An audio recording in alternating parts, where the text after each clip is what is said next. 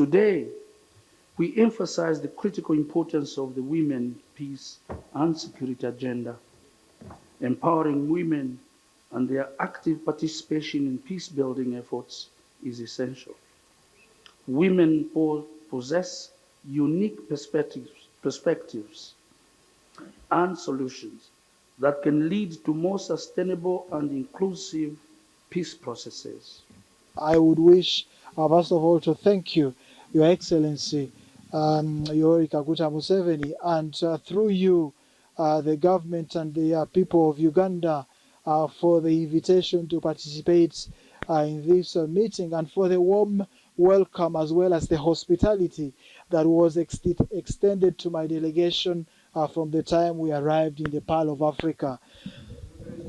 I would also wish to commend the efforts of the outgoing President Évariste Ndayishimiye, champion of the African Union for Youth, Peace and Security from the 11th ROM meeting in Bujumbura in Burundi that was concentrated on the revitalization of the framework agreement for the DRC and the region. It is here where we need to commend and welcome the efforts of all those that have participated, and through these efforts we have been able to come up with a plan of action for the revitalization of the framework agreement after the decision of the Peace and Security Council of the African Union in Addis Ababa in 2023, 10 years after the signing of this framework agreement in 2013. I would like to call upon collective commitment so that we may obtain immediate ceasefire between the parties at war, so that we may be able to deliver humanitarian relief to the people living in that area, and that will give chance to negotiations towards peace. I would like to call up for following the disposals of provisions of the resolution 2773 of 2025 of the Security Council, which should constitute our guidelines in order to get out of this crisis. I would like to take this occasion to commend the continued mobilization of multilateral organizations in Africa, illustrated by the nomination of President Faure Gnassingbe of Togo as mediator of the African Union for the crisis between the DRC and Rwanda, as well as the joint initiative of the East African Community and SADC, which appointed a college of facilitators, including 2 excellencies. Ladies and gentlemen, 12 years have passed after the signature of the framework agreement undertaken the 24th of February 2013 in Addis Ababa. This agreement has the main objective of putting an end to armed conflict in the east of the DRC and resolve the causes of violence and war, repetitive wars in the region.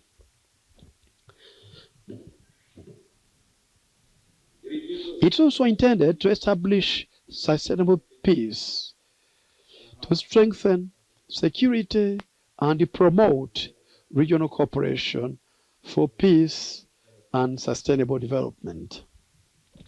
Since its signature in 2013, and particularly since the last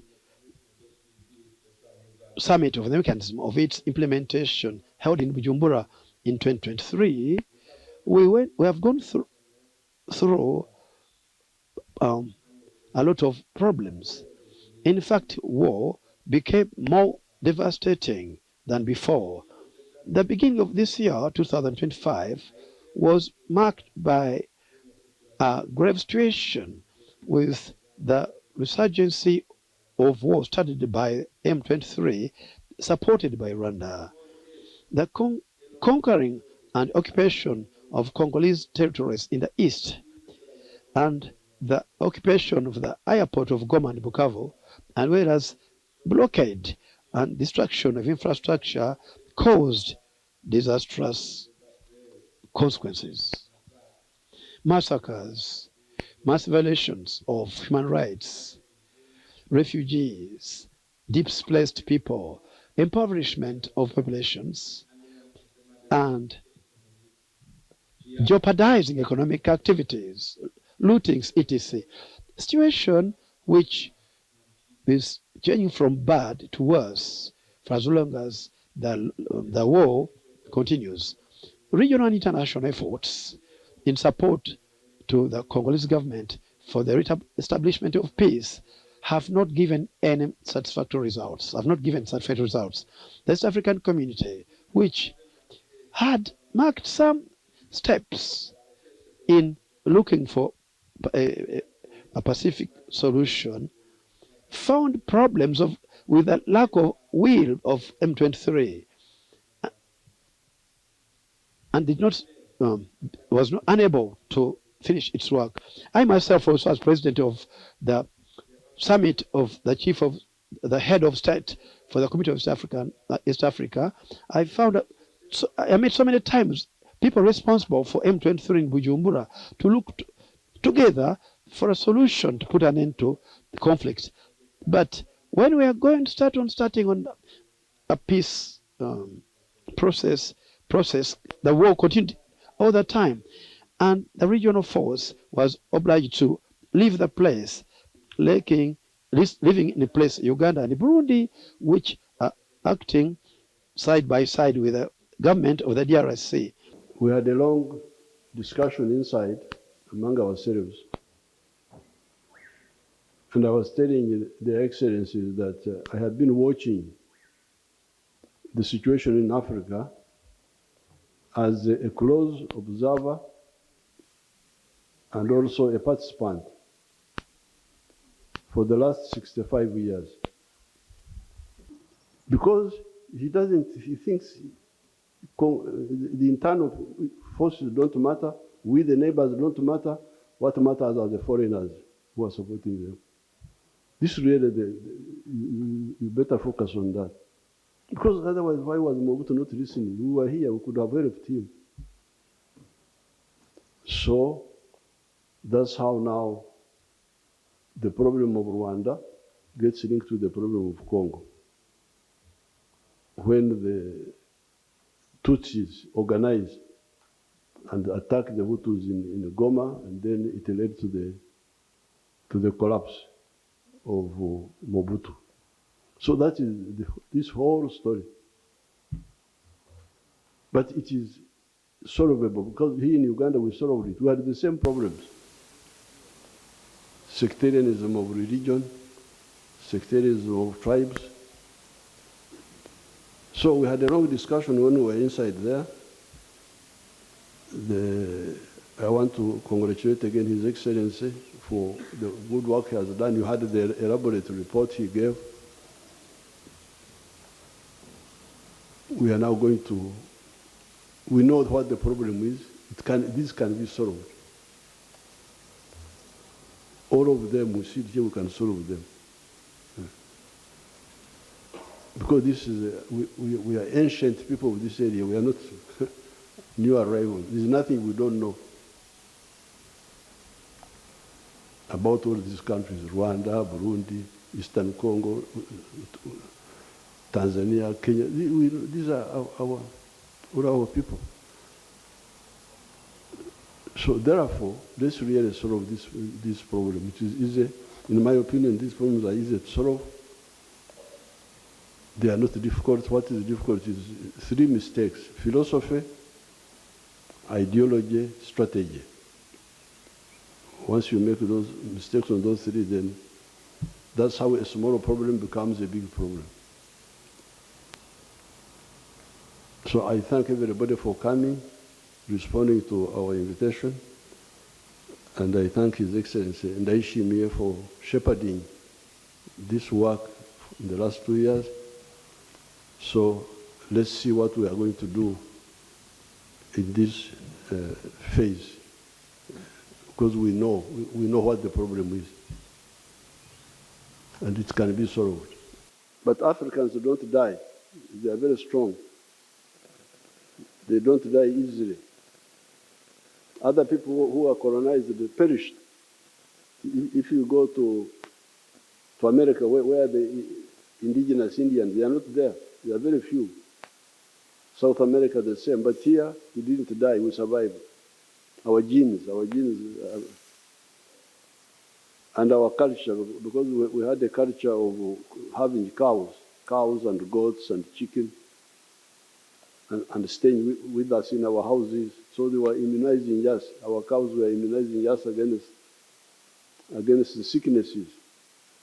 So when the Europeans came, we couldn't die. Slave trade, what, colonialism, but we survived. And we organized it. ANC was founded in 1912. They were the first modern organization of resistance. And we chased the invaders. But we still have these weaknesses, which really we should share. Frankly, when we have time. Why do you believe in tribalism? Sectarianism of tribe, religion.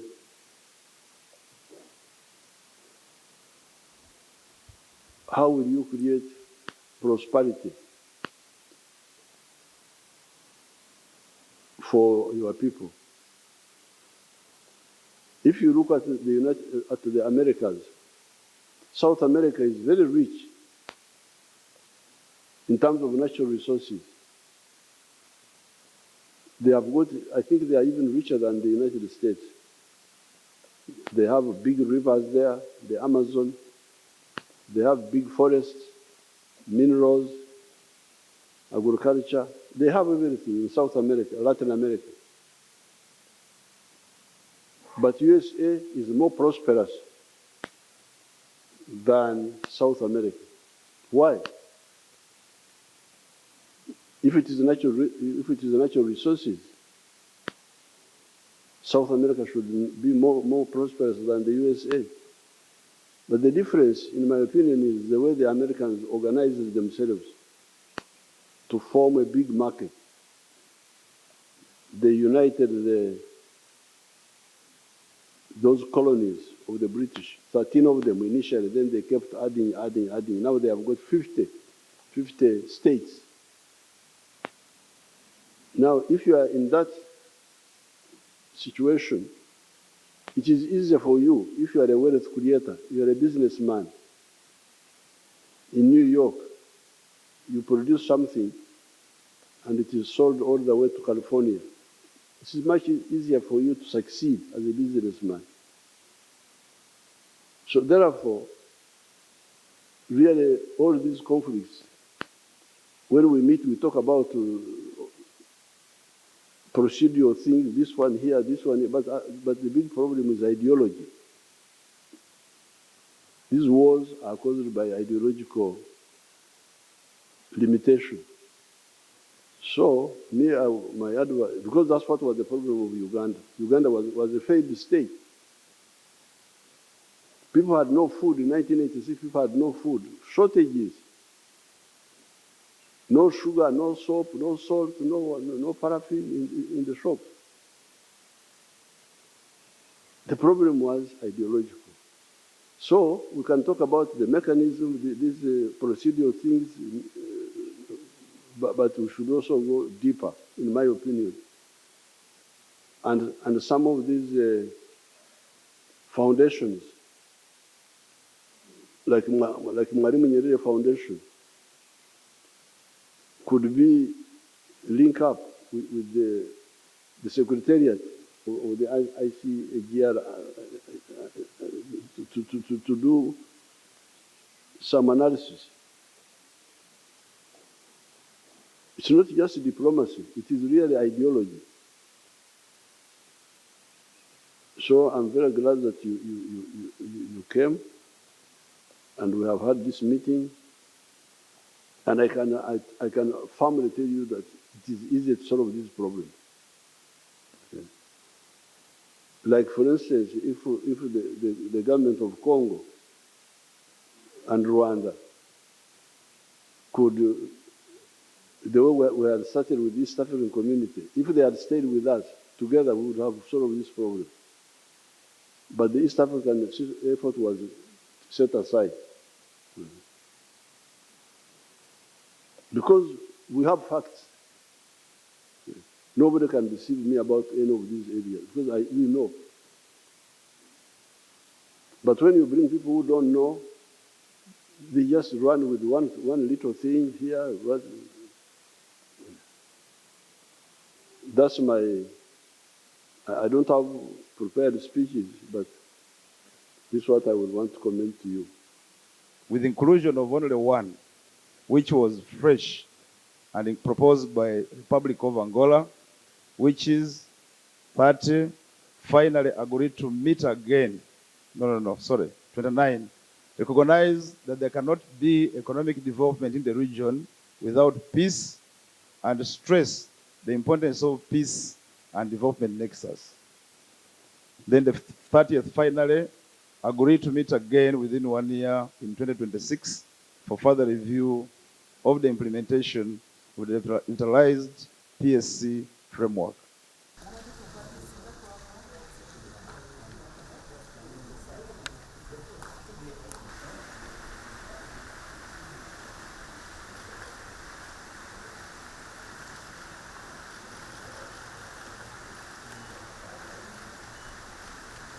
Making processes. Complementing this effort, we are currently at resolutions recognizing women's vital role. This initiative addresses the group, including religious and community leaders. Violence continues to be used as a weapon of conflict. It achieves this by facilitating regional aid in conflict-free minerals and promoting. We cannot overlook the significant role is not merely a document, but a promise. The ICGLR's role remains pivotal in fostering address the root causes of the conflict in DRC. Dialogue with armed groups, His Excellency Uhuru Kenyatta. Countries like Rwanda are watching to take. Jusqu'à ce jour, la force régionale à processus de Nairobi et de Luanda semble ne pas apporter basé, même si nous ne pouvons pas être hypocrites en la matière.